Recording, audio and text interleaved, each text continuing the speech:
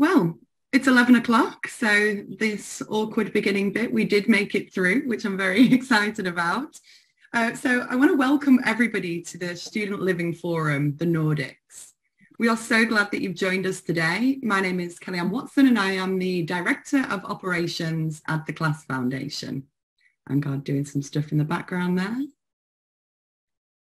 So I'm your glamorous host, if I don't say so myself. We're going to be focusing on the Nordics, which are a particular interesting market for our community due to its investment opportunities, already established co-working frameworks, with great universities offering different types of tuition fees and courses, and also an increased appetite for growth in student numbers. So we'll dive into the opportunities, but also the struggles within this market and see what they're actually currently facing on the ground and how they envision the future of this market to look like. So we'll hear from experts from the tech, the higher education, the real estate field. And we really, truly do have a great lineup today. And we also have a lot to get through. So I'm not going to talk too much, but just before we start, I just want to make sure that you have the best experience possible during this event. So firstly, we have some polls. We're going to be conducting these polls throughout the webinar to gather your thoughts, feelings and feedback on the topic. So please make sure you respond to these polls. We'll be getting a better understanding of your perspective and it will also help us to curate and continue the conversation. We also have a Q&A. We'll be opening up an opportunity for you to ask questions towards the end of the webinar. If you do have any questions, please feel free to put them in the chat. Our presenters will do the best to answer them and answer as many as possible. But there will also be an opportunity at the end, which is something new, a new addition in our breakout rooms. So actually at the end of the session, we'll be providing a link within the chat function, which will lead you to another Zoom, which then will give you breakout rooms into smaller groups. We want you to use this platform to network with each other in smaller, more intimate groups, but also discuss the topic in greater detail with the class, but also the speakers as well. So we're really excited to add that addition to these events. If you can stay behind for the additional 30 minutes, then please do so.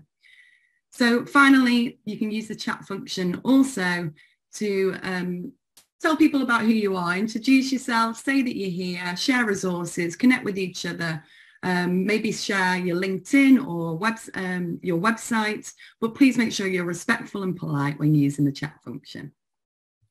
So just a quick running order of what we're going to speak about in the next hour. We're going to have a data insight from Sid from Savills, who will give an overview of the current acquisition and investment and the outlook for this region. We'll then have a dialogue between Katrina and myself on a matter of experience, behaviour and environments. And then we'll have a really interesting panel discussion with key players from investors, operators and the higher education sector. So I'm really excited to invite Sid to the stage, or the virtual stage, who will present some interesting data and a presentation. Thanks, Sid. Hi, Kelly. Thank you. Welcome, everybody. I'll be presenting the data insight session covering the Nordics today, the Nordic PBSA sector, on behalf of Savills and the Savills OCM team. For anyone who doesn't know the Savills OCM team, we cover the living sectors, providing real estate expertise together with investment banking and debt advisory services. We've had a number of recent dealings with Nordic clients, as well as advisory work across border capital, which kind of brings us here today. With that kind of, Anand, who's going to be helping me with the presentation. Could we skip to the next page, please? Thank you. So apart from the obvious benefits of studying at highly ranked universities in the Nordics, students choose the Nordics for a number of other reasons too. This includes everything from art and culture, the fact that Europe's Silicon Valley, which is also known as Kista in the area of Sweden, in the area of Stockholm, is very well known and has a large number of employers and a number of unicorn companies out there for great employment prospects. And equally, the Nordics are increasingly becoming known for sports professionals, artists, everything that attracts the young student to kind of live a very vibrant and exciting life in those areas. There's also great nightlife. Kind of in light of all of this, the student population in the Nordics is expanding much faster than the rest of Europe by about 35 basis points. Yeah, thought that'd be interesting insight. So can we skip to the next page with that? Thank you. Looking at the numbers in terms of student populations, Sweden is perhaps the most renowned and populous in terms of students. Universities in Stockholm, Uppsala, Gothenburg, and Lund provide a wide array of highly respected courses, while there are also a number of famous tech-focused universities in Chalmers and KTH, which is also called the Royal Institute of Technology. The latter, for example, it provides 60 courses, 60 master's courses in English, which is just an indicator of the number of courses that they can field and the number of international students that they receive to study there in those courses. Within the Times Higher Education Top 250, some of the other universities, apart from the one in Sweden that I've mentioned, includes Finland for University of Helsinki, as well as others in Aalto, Oulu, and Tampere. Then Denmark has the most renowned University of Copenhagen, as well as the student city of Aarhus, and the very renowned Technical University of Denmark. Within Norway, for example, you've got University of Oslo and Bergen, which are among the top 50 rated as well, with Bergen being especially known for business courses. So due to the region's increasing prominence academically on a global scale, as well as some of the highest higher education participation rates in Europe, and potentially also globally, the PBSA sector in the Nordics has matured quite quickly over the last few years. And we'll talk to student kind of investment volumes in a bit. But if we skip to the next slide, we'll first highlight the focus on the top 7 cities. We focus on the top 7 because they're potentially the most well reported and well analyzed, and for which there's the most data available. So despite Denmark being the 3rd largest country in terms of total student population in terms of full-time students, Copenhagen has the largest student population among any of these student cities in the Nordics.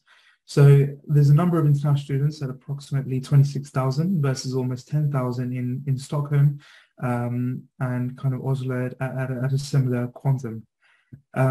Copenhagen also has the highest provision of student beds on average, and we'll delve into that in the following slides as to why that is. But what is clear to see in this chart that there's a number of students, there are a number of cities with students above 25,000, which is typically the threshold that we work with PBSA investors or purpose-built student accommodation sector investors across Europe, as this permits the delivery of assets with operational economies of scale and comfort margin in terms of demand for beds. A recent study also to highlight by the Danish Department of Education found there was very clear correlation between the total number of international students as well as number of courses offered in English. And as a result, Copenhagen especially, as well as Aarhus and Stockholm, have done extremely well to manage that offering of international courses in order to increase international appeal to students. And that also kind of brings in a number of investors. But if we skip to the next slide, we'll see that there's an array of concerns or considerations that PBSA investors need to make when deciding to invest in the PBSA sector in the Nordics. So if we start with Sweden, which is potentially the largest in terms of student volume, while some of the other countries listed within this page have zero fees for public universities for students, especially for undergrad, it is worth noting that Sweden is potentially one of the most generous countries in terms of offering loans to students. So, and even in terms of the quantum of the loan, there's generally kind of 12,000 Swedish krona, which equates to about 1,050 euros per month available to all students generally, including internationals, of which only 30% of repayable depending on certain criteria that the students need to pass during and after their study, and also a little bit before in terms of resident status. But then also in terms of the supply consideration, so that was the demand consideration. In terms of supply consideration, the biggest question mark that we see from investors in Sweden is around rent controls. So student accommodation within Sweden is residentially zoned, which means that rents are set in negotiation with local tenants associations. And this is not at municipality level, and this is not at government level. This is within each kind of micro location where there's a direct negotiation which takes place once a year with the tenant association and the landlord, which essentially dictates how much rents can increase and as a percentage. And it's not a very straightforward calculation. It's a bit based on negotiation. A lot of it is based on affordability to ensure that landlords aren't charging excessive rents. It's all about the welfare of students and residential residents alike. Then focusing on Denmark, there are a few controls in terms of the rents.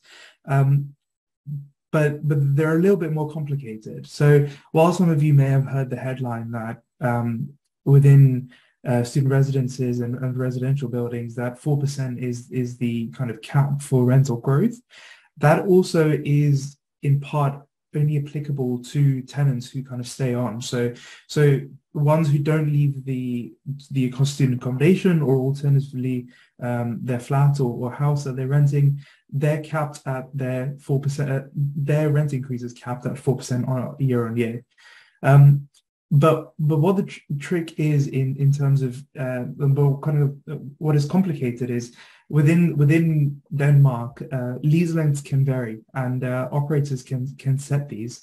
And there's been some instances where we've heard that investors potentially look to offer residential apartments under the premise of student, just in order to get around some of those rent regulations. But let's not dive into that. That's quite a complicated matter that we can follow up on separately. But in terms of going back to students in Denmark, one of the key reasons why Denmark attracts a lot of international students is partly because there's actually a lot of Norwegians who go to study in Denmark, and that's owing to the fact that within Norway, when you study, you get a repayable loan towards your tuition fees, whereas in Denmark, there's those tuition fees are generally zero and not repayable. So for Norwegian students who have a high level of mobility in any case, it makes a lot of sense for them to potentially go and study in Denmark, where there's equally well-known, if not slightly better known universities where they can study and attain the same level of education. Within Finland, for example, just quickly trying to progress through this, there's a lot of non-profit provision of student accommodation, and that actually makes the investment kind of case for potential landlords very, very challenging because of the sheer volume of non-profit supply. And rents for these kind of student accommodations, which are provided by non-profit organizations, tend to be significantly under market value. So for investors to compete with that is extremely difficult. So with that, we move on to the next slide to discuss the limited PBSA supply and pipeline. So just in the interest of time, I'll move over this fairly quickly. The headline numbers in terms of total provision include the pipeline. But what can be seen is that Denmark, because of the clear business case that investors can enter the market, they can control the lease length, that international students are generally wealthier, and the rent controls in Sweden, for example, it just goes to show the scale of private supply within Copenhagen, which is much higher than that of the other student cities that we've highlighted. Overall, across the Nordics, it's important to note that on average, there's about 2.3% private PBSA provision, which is one of the lowest in Europe. Yeah, So with that one, we'll move on to the next slide, which covers a little bit of transaction volume, and you might be interested to see kind of how that's evolved. So as I said, over the last few years, as the PBSA market in general in Europe has matured, the Nordics equally have benefited from that. So you'll see there's been considerable investments within Denmark, especially over the last 3 years. A lot of that has been driven by Catella in 2021, acquiring a 260 million portfolio in Aarhus and Copenhagen. Similarly, Zeal kind of made the headlines with the acquisition of Basecamp, and the total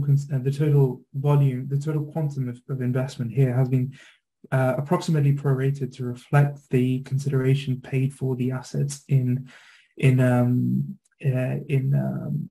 the Nordics. So within the Nordics as well, Zeal's conviction led them to invest in assets in Aarhus, Copenhagen, Lyngby, as well as Malmö, which includes existing and pipeline, of a total of about 2,700 beds from memory. In addition, there's been other notable transactions as well. So Patrizia notably acquired 6 assets in Copenhagen and 1 in Aarhus, about 1,200 asset portfolio in Denmark in 2022. So with that increasing volume of investments, you can also see the average price per bed climbing quite rapidly. I'll skip over the next one, but if we could just show that on screen for a second. It just highlights some of the investments that we've mentioned. NREP as well, who you'll hear from later today, have made a number of acquisitions. Soon Bostader is another very well-known investor and operator and developer within the PBSA sector in the Nordics, focused on Sweden. And with that, if we move on to the next and last slide. So I think intentionally I kept this slide for the very last, where I potentially wouldn't have too much time to talk about it, because as we all know, kind of in the rising rates environment in the last 6 to 9 months, there's not been a tremendous amount of activity within the PBSA sector. We've also, so indicatively, what's worth noting for people who are new to kind of investing in the Nordics or understanding the Nordics is that there's been a negative kind of base rate environment for quite a long time after the global financial crisis, and in fact some of the highest rates of inflation at the moment are being experienced in the Nordics, which is leading to a severe correction, more so in terms of quantum versus the rest of Europe, which is making yields quite tricky to analyze. So in terms of if we were to use a crystal ball to anticipate what kind of transactional yields would have been in terms of Q4 had there been a number of transactions, it probably would have been 50 bips higher than the number that we've quoted for Q2. But I mean, in terms of longer term investment criteria, it's worth noting the swap rate. So Euribor, a lot of a lot of attendees of this call will know, relates to the Euro interbank market. STIBOR reflects the Swedish interbank rate. SIBOR, Denmark, NIBOR is related to Denmark, and to Norway, and then SONIA for the UK. So with that, I apologize for overrunning slightly, but I hope this session has been informative, and hopefully we can take a few more questions in the breakout panel afterwards. Thank you so much, Sid. Wow, you really did pack in a load of data into a very short time slot then, so I really do appreciate it, but very, very interesting to also see the differences between each of the markets actually, and I'm sure people do have some questions, so hopefully you can answer those in the breakout rooms. I'd like to invite Katarina to join me for our conversation on a matter of experience, behavior and environment. Thank you. Hi, I'm Katarina. Yeah, Katarina, please introduce yourself. Oh, all right, of course. My name is Katarina Liljestam Beyer, and I am a co-founder and CEO of a company called CoLive, and we are the leading co-living operator on the Swedish market at the moment. Fantastic. Well, thank you for joining us today. I'm going to go straight into it. So we've had a pre-conversation around the insight into the behaviour and cultural trends, but also the shifts from young people in the Nordic region. So I kind of wanted to ask you what your thoughts and feelings were on this and what insight you can give us. Yeah, I'd say I will talk mostly about Sweden, but I mean the Nordics, it's quite the same. So Swedes, I'd say, are very individualistic people as such. And Sweden actually bears the world record in single households. And 40% of the households in Sweden and as many as 58% of the households in Stockholm, the capital, are actually single households. And that makes people are quite generally lonely, and it's hard to get a meaningful everyday life if you do not have like family and old friends close by where you live. So we're looking into, we hope for a cultural shift quite soon, and that's from many reasons. And this shift, I think, is just about to start. It's really, really hard to find new friends and meaningful relationships in our country and culture. And I think that the digital revolution hasn't really been helpful here at all. And I mean, basically, you never have to leave your home because of our smartphones and laptops, and you can live a whole life without seeing or meeting anyone. And that actually became, I think, extra clear during the COVID pandemic. And reverse to what we thought by then when the pandemic came, we were a bit nervous and thought like, will people going to live in community living now? It actually was a reversed feeling of that people actually started to move into our premises because they actually wanted to be around people and not be lonely anymore. And talking about like co-living, I say that it's still, I mean, it's not the norm. I'd say that young Swedes that has been traveling a lot, been studying abroad, been working abroad, are more far into the ideas of community and shared living ideas and experiences than Swedes in general are. And those people that we have living within our hubs, we're actually targeting the 20 to 35-year-old market. And we have both students and young professionals in our premises, I just say that. And the people we see are moving in from Sweden, has been abroad, and then we have loads of international people moving in. And that makes our hubs fairly vibrant and exciting places to live, actually. No, absolutely. And it's interesting, I guess, to hear about how culturally there is some prevalence and preference to kind of having this individualism kind of lifestyle. So in terms of, so in terms of kind of the social connections and the rates of loneliness, do you have any stats that you can share with us? Absolutely. And I mean, I mentioned it's hard to find a social context, which makes it not easy to move into a new town. I mean, even though you're a Swede, to move to a new town or coming from abroad. I mean, it's not like you find a new friend on the corner pub. That doesn't really happen. I mean, you can chat, but that's it. And I actually checked this recent study made last fall, I believe, from Expert Insider, if you know what that is. And it was made by out of 52 countries in the world. And Sweden is actually on the second last place there in the ease of settling in index, only followed by Kuwait. And that index consists of 3 parts, and that's culture and welcome in the new country, finding friends, and local friendliness. And we're on the second last place. That's quite sad, and we really need to do something about it. And about the Nordics, I mean, Norway, Denmark, and Finland are not far up in that list either. So that's quite sad. It's quite interesting because it's a bit of a shock actually, because from an outsider, somebody that doesn't live within the Nordics, I hear a lot about the kind of quality of life and how positive it is to live there in terms of, because you've got great opportunities, the pay is good, the living quality is good. But it's quite interesting to hear that actually there is quite some struggles and difficulties around the kind of making friends and loneliness.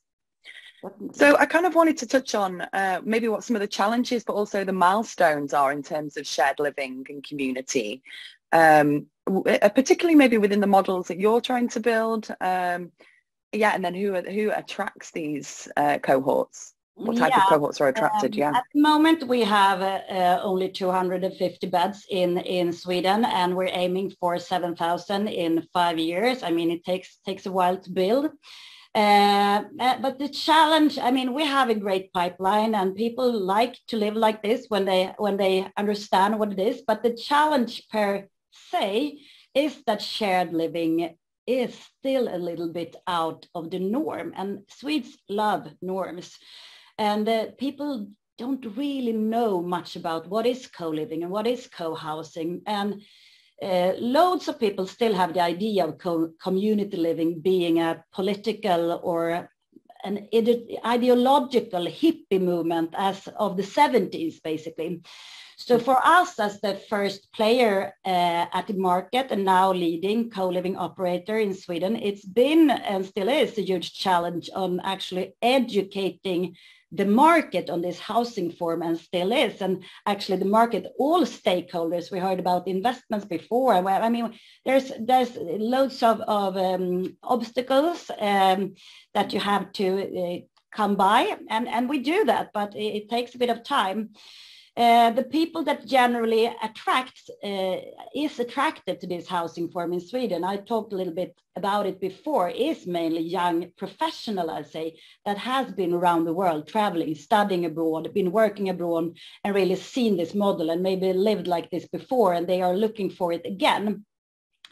And also those kinds of people that are curious, like to network with others, be around people to learn things, get new ideas. Usually those people are drawn to it when they get to hear about it and what it is. The lone wolf and that people that doesn't like to have people around, this idea shouldn't attract them. No, absolutely. And I think sometimes maybe where the struggle is with co-living, and this is something we can touch on another time because it's just something I was thinking about as you were speaking, is actually co-live at the moment is such appeals to so many different types, and actually it isn't refined to kind of young professional living, although some people do see it as an asset that is a solution for young people, especially students that are maybe students that are graduating and moving into and want to be in communities that are maybe similar to PBSA. But I wonder whether there's sometimes co-living is hindered because it isn't just targeting young people, and it is maybe seen as a solution for all types of living assets. So that's where the educational and maybe the slower process in some of the cities and countries may come from. That's a different question to ask, but I did want to, it's our final question because I know we're quite short on time, is, in your opinion, what have been the effects and what's worked and what's not worked in terms of addressing community among young people? And where do you think the sector is heading in the next 5 years? Yeah, in my opinion, we have two things that are really, really important to addressing the community and get it to work. And that is expectation management and to create compatible groups of people living together.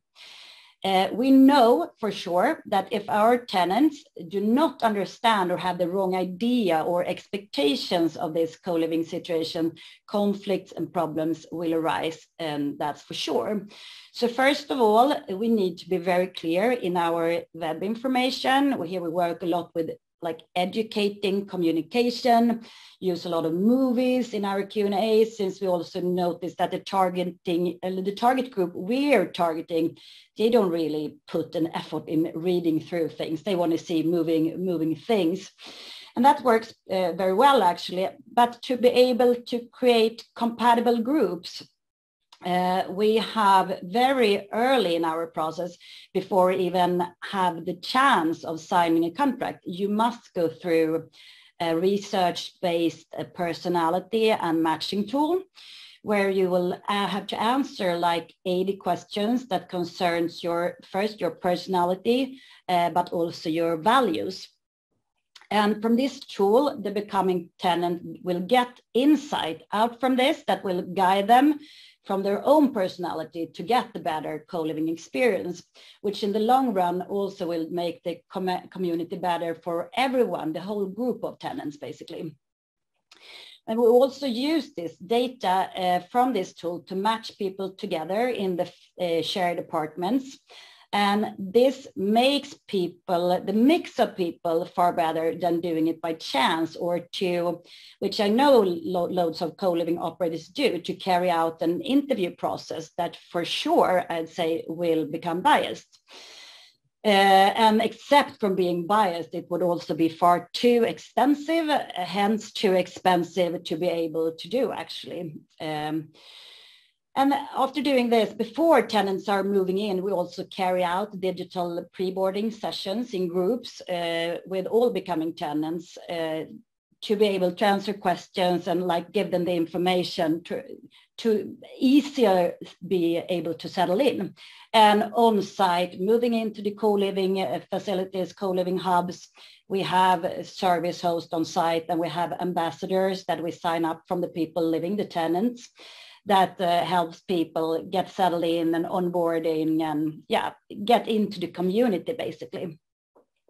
So you asked me about 5 years, what's happening then? I've been working with this for just over 5 years now, which seems insane because it feels not as long as 5 years. And I'm more than certain that co-living and co-housing will become and be a big part of the future society all over the world, and definitely also in the Nordics. And we're a bit after, I'd say we're like 5 years after the rest of Europe and the States.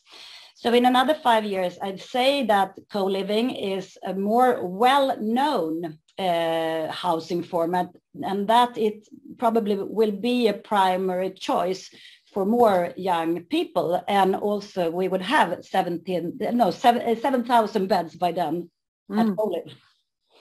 Amazing. Thank you so much. There's so much more I would love to chat with you about, Katarina. So please make sure you join us for the conversations that happen afterwards. But thank you again for joining. And I'm excited to introduce our next panel. Arnima will be moderating a conversation around what is happening on the ground in the Nordics.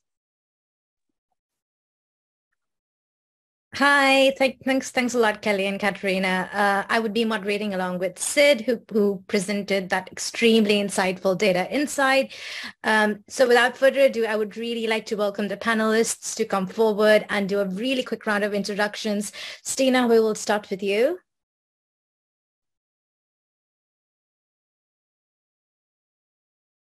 No?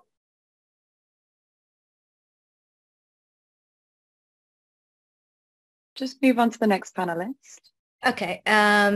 Natalia? Yes, I can start. Hello, everybody. My name is Natalia Nikola, and I'm the head of serviced living at NREP. NREP is a Nordic investment investor and developer. And our service living portfolio consists of two brands. So we have a student housing brand called Umos, present both in Denmark and in Norway. And then we have a co-living brand, Nolly Studios, currently present in Finland and then expanding to Denmark and Poland. For our brands, we have a mix of both locals and internationals, with student housing being more focused on the locals. And then for co-living, we have more of the internationals also staying with us. Thanks, Natalia. Darren, would you like to go next? Yeah, hi everyone. My name is Darren Gardner. I'm the COO of Nido. We currently operate around 9,000 beds in 7 markets, so Netherlands, Germany, Denmark, UK, Ireland, Spain and Portugal, and looking to grow that base. And, you know, broadly speaking, we look after the majority of students, although we do have quite a big BTR community now, and we're finding that the symbiosis of university students and young professionals goes really, really well. So yeah, great to be here. Thank you. Thanks, Darren. Sandra? Hello, thank you. So my name is Sandra Slotte, and I work as Head of Sustainable Career Support at Akada University of Applied Sciences, which is a small Swedish-speaking University of Applied Sciences in Helsinki, Finland. Very happy to be here. Thanks, Sandra. I'm going to circle back to Stina and see if she can do a quick introduction. Yeah, sorry about before. Stina Åhlén, I'm CEO at Studentbostadsföretagen, the Association of Student Housing Companies in Sweden.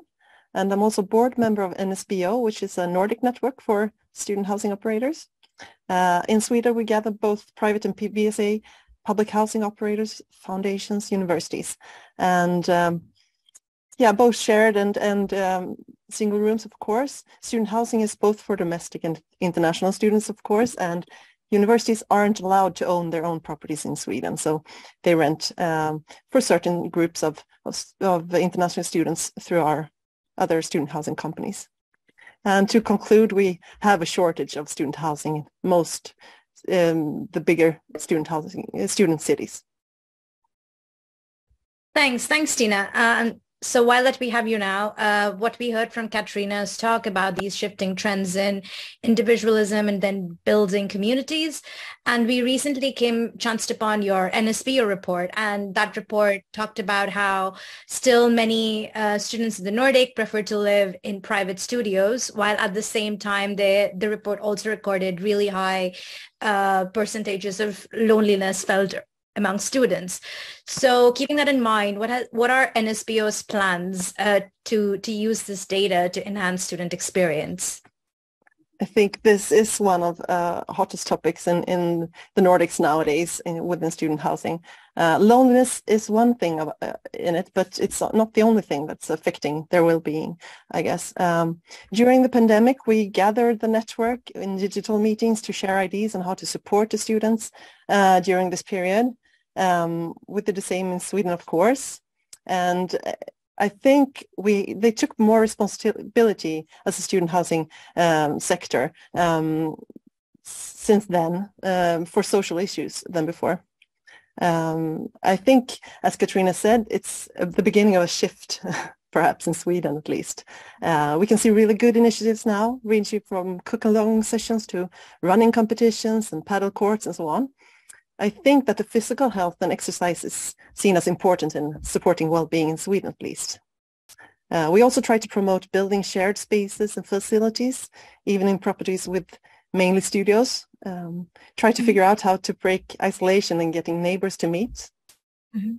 So I think mental health is high on the agenda in Sweden, but we struggle to understand the underlying causes still and what the student housing providers can do about it. So student health has primarily been a university issue or student union issue, perhaps in Sweden and in the Nordics as well. Thanks, Tina. That's really insightful. So now coming to you, Sandra, from a higher education perspective, what do you see how higher education institutes sort of approach this aspect of student well-being? Thank you. Well, I will agree with Stina that in a sense, higher education hasn't really been focusing that much on these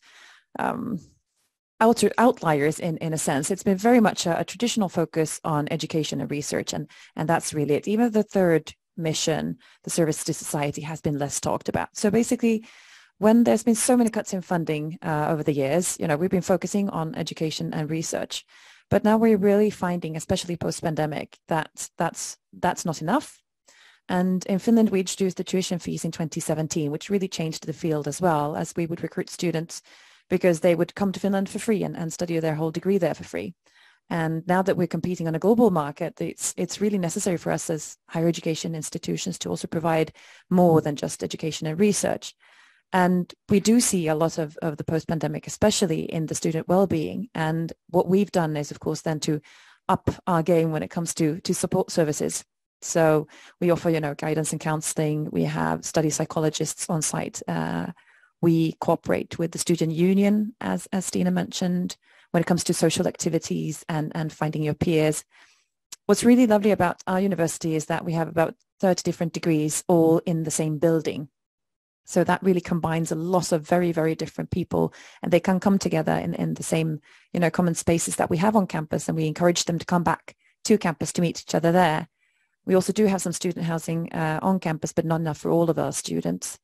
So there's, we're trying our best, but there's a lot of other help that we need, because it is a holistic student experience. I mean, they don't just come for their studies, they come to live and stay in a country and in a region, and we really need them to thrive throughout their lives and their days, and not just the time that they spend in our classrooms, where of course we also through the curriculum try to kind of collide them together so that they would find those contacts.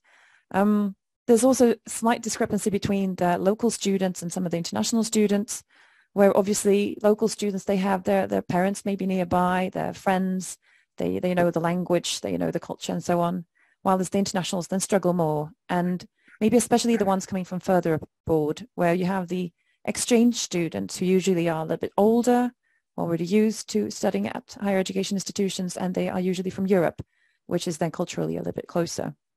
And then you have these coming from very far abroad, and they might not have been traveling that much before, and they feel very lonely, might come from cultures where you spent a lot of time together with your family, extended family, even, across generations.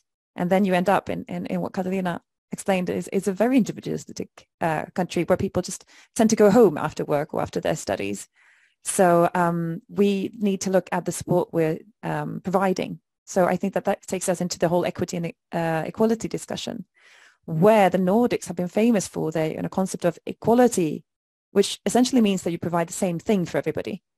But that doesn't really work anymore, because we have so many, the diversity in our customers has increased so much that we really need to kind of individualize the support and provide everybody with the support that they need. And that takes us into equity. Fantastic. I think that was super insightful. And I think actually building on from that, I'd be interested in hearing from Darren and Natalia in particular, just around how some of those partnerships in the Nordics between the operators and universities are, and what's that kind of relationship, conscious that in kind of continental Europe, there's sometimes potentially more of a trend of, visas being taken out by universities or kind of university directly allocating their students into a particular building, just to kind of keep that sense of community within that university into the kind of living space, but also kind of in terms of the sense of social and mental well-being, how that coordinates between potentially the student unions or university representatives who may be in discussions with you on how to improve the student experience. So one is just what is the level of engagement, and two, how is that enriched for the students? I'm happy to pick that up. Firstly, so with regards to obviously we're operating an asset in Denmark, and the asset is literally 1 minute walk away from the University of Copenhagen. So from a student's point of view, location is generally important when you can roll out of bed 5 minutes before your course. So that has its real benefits. I think us entering the market, although we did quite a lot of planning and an awful lot of research, what we did find, a couple of the nuances, was the engagement with the universities.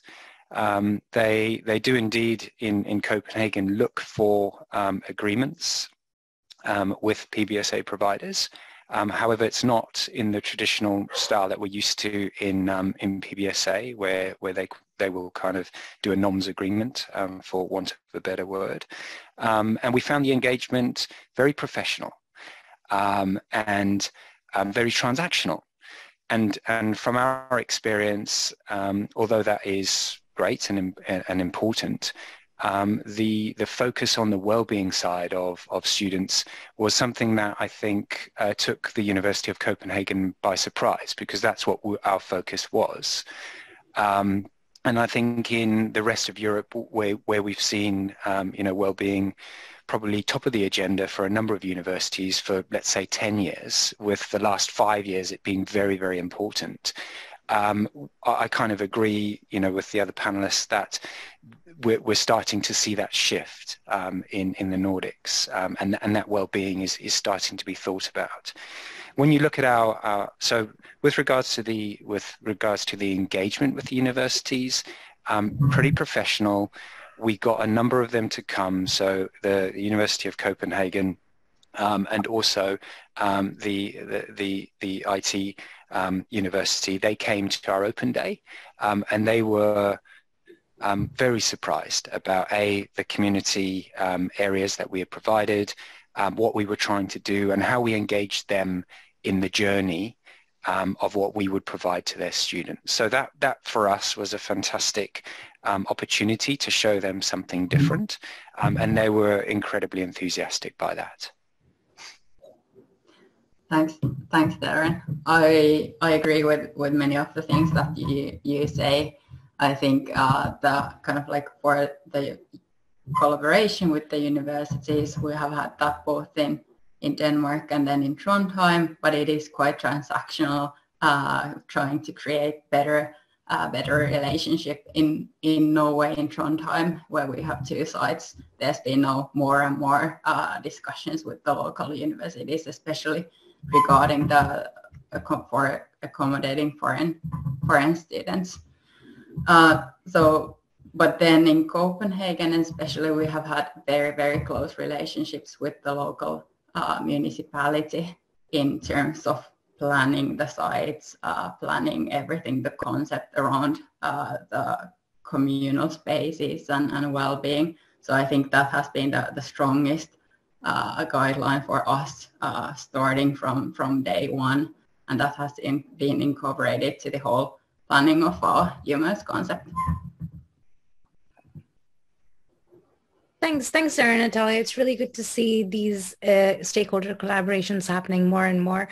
Coming back to you, Darren, like we know that NIDA's won like so many awards for like design and well-being. So when you sort of came to Copenhagen, what has your experience been around building communities for students?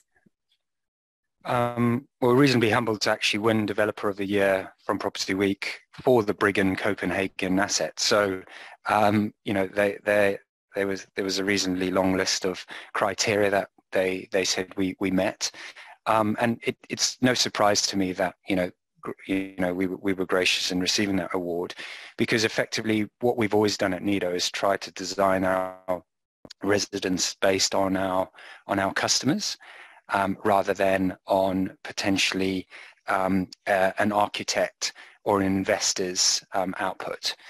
Because what we have definitely found is if you design with a student in mind, or a young professional in mind, ultimately you have happy students, they stay longer, better returns. It's as simple as that. Sounds simple, but sometimes it's a bit more challenging to achieve. The Briggen residence, it's got 335 studios. That was on purpose because of the research that we did within the market, and then 26 2-beds. And I have to say, the 2 beds presented us a little bit of a challenge for a short period of time while we understood how to fill those. But again, what we have found is the asset has filled. It's a slightly different leasing strategy, so more an ongoing leasing strategy rather than people staying for a set period of time. For a set category of people. What we've also seen is we've got about 10% Danish students staying with us, but then the remaining 90% of students with us are from 23 different nationalities. And I think that's, if we think what we're talking about, where the world is changing a bit because of the access to such fantastic educational facilities within the Nordics. You're finding a lot of international people coming, and whether they are from European states or from China, we've even got a number of Australians who have made the journey to come across, and creating the environment for which those people can excel or actually feel at home is our mission. And when we kind of take that approach, we do a lot of research, and with regards to well-being, what we've seen is you've really got to focus on the 3 areas of well-being. So there's the physical well-being, there's the mental well-being, and there's the financial well-being. And all those 3 things are very prevalent and very high on the agenda within the way we design the asset, but also what the students actually want. So, from a design point of view, yes, we have games rooms, lounges, study rooms, both private and kind of communal study rooms, a private dining room, a yoga room, a wellness room, a gym, a roof terrace, everything that I'm sure none of us would have expected when we were at university and we lived in potentially halls. But now it does really feel like a 5-star service. You've got a concierge, you've got parcel delivery, you've got an app where you can talk to the residence team if you've got any problems. A guy comes up and fixes your tap if it's leaking within an SLA of 10 minutes. And ultimately you have other provisions with regards to events, and we curate those events both online, because as we understand, a lot of people want to participate online, but also what we have seen in the last year, that physical get-together has been very important. So, we do a number of different events. We have an event calendar. It's generally themed on all the different nationalities and their special events. So last week we were celebrating Lunar New Year, and although we only had a small contingent from that world, we had a great turnout, and everyone was involved and getting involved in understanding and learning about different cultures, different nationalities, and they all get involved, and that's fantastic. And on the well-being point of view, we take it really seriously. So we've engaged, and we actually work with a clinical psychologist. Her name's Dr. Tara, and she puts together professional blogs, webinars, live streams that actually deal with the key things. So loneliness. So if we just talk about Denmark specifically, the latest webinars we've done, the latest one was on the financial crisis and how students manage their financials, and they talk about it. We've also done one on loneliness to make sure they understand they're not alone in the world, and actually reaching out and talking to different people is fantastic. And also the benefits of physical well-being. So all those things are put together, carefully designed to not overwhelm the students. We're not there as their parents. We're there to support them. And what we've started to see is a very healthy community in Copenhagen, and a group of people who are engaging, helping each other, and actually moving forward. And I think what that will do, hopefully, is spread into the university life. When they are in the University of Copenhagen, they'll be talking about all the different things they do. And I think that will deal a lot with the kind of stigma of the individualism. Yes, people love to be individuals, and all the rooms, by the way, are designed specifically so they can decorate them in their own individual style. But ultimately, what we have seen is a community come together, which we're quite surprised by, but very delighted to continue that work. Thanks a lot, Darren, for the extremely extensive answer. I'm going to sort of carry that forward and move to you, Natalia. I understand you mentioned about Nolly Studios and Omeus, and I understand that Nolly Studios as well, there are studios that offers, understandably more privacy, and then Omeus, the concept is around you, me, plus us. That's really unique. Like the concept of community is pretty much in the name. please do correct me if I'm wrong, but it seems like they're two very different products. And so I would be quite curious to know that, are you sort of testing the waters with like two very distinct products in the market, or, and yeah, which one have you seen more success? Thanks, Aronima.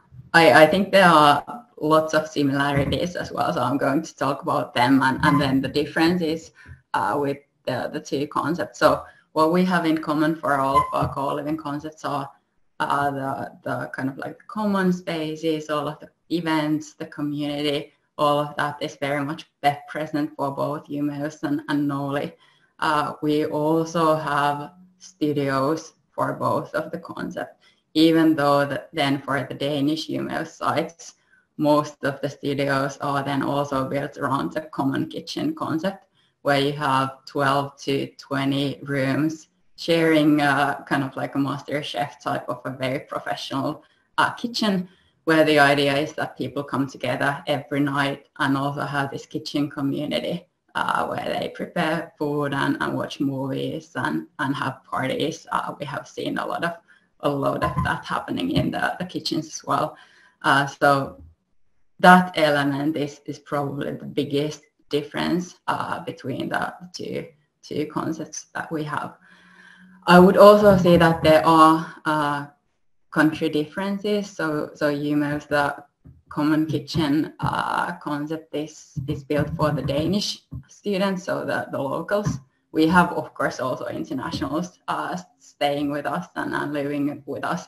But in Denmark, there's a long tradition of student living that is built around the common kitchen idea. So people are familiar with that idea. They expect that, and they kind of like inherently know the rules, how to behave around the common kitchen and shared facilities. For the other Nordic countries, I would agree, Stina said that Sweden is an individual country, and then Norway, for our Umeås concept in Norway, we also have the individual studios and then a lot of common spaces. So long story short, which one is more successful? I think they both are. For the common kitchen concept, we are able to provide a very good value proposition. So those are very affordable rooms for the students. So they have been fully booked all the time. And this is, of course, I think also the financial sustainability is one of the key things for students that we can offer. Thanks, Natalia. I think that was very well described in terms of the conflict, not so much conflict, but tailoring the space to the correct audience. My next question will be to Stina, delving into some of the challenges of kind of the Swedish student market or rental market.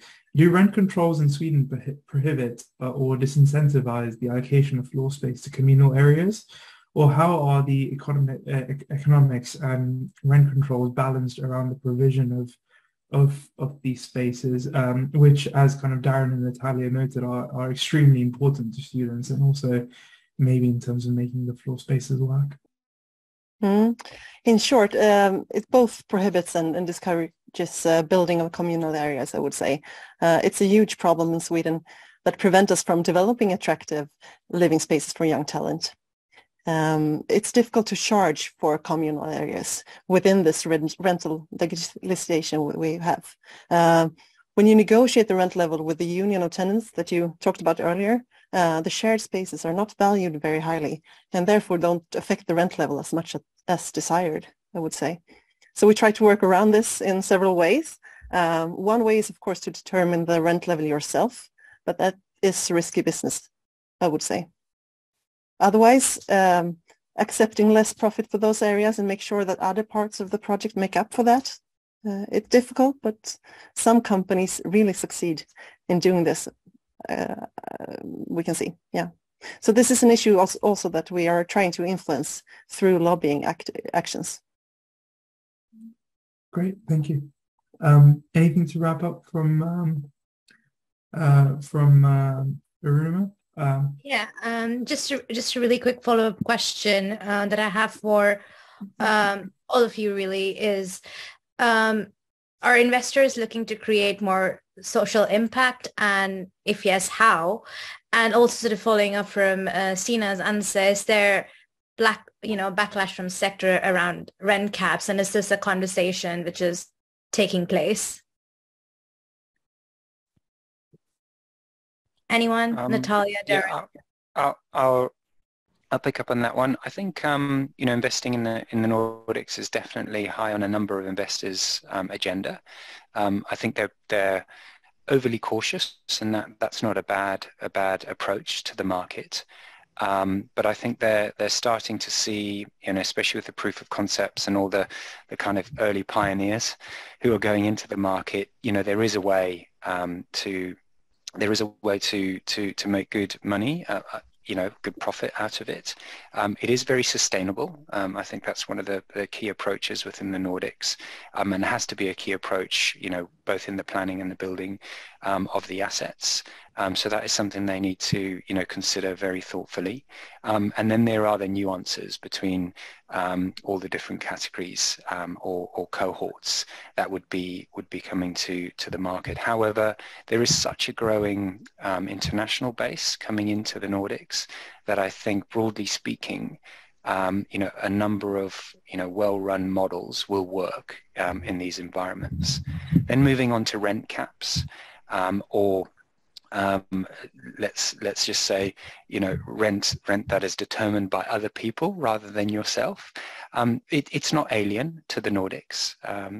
As an example, the Ireland has put a 2% rent cap in place, and we found ways to deal with that and try and work around it. So it's not new. And if you look at the Netherlands, it's a very, very restricted market with WWS points. So effectively it even goes down to how large your surface area is for cooking is how much you can actually charge in rent. So you've got real extremes that are out there in the market that I don't think should preclude investors from looking at growing their investments in the Nordics. So cautious. I think the market hasn't, the global economic macro environments has probably challenged most of us. However, I think it's an exciting opportunity, and I am seeing a lot of interest.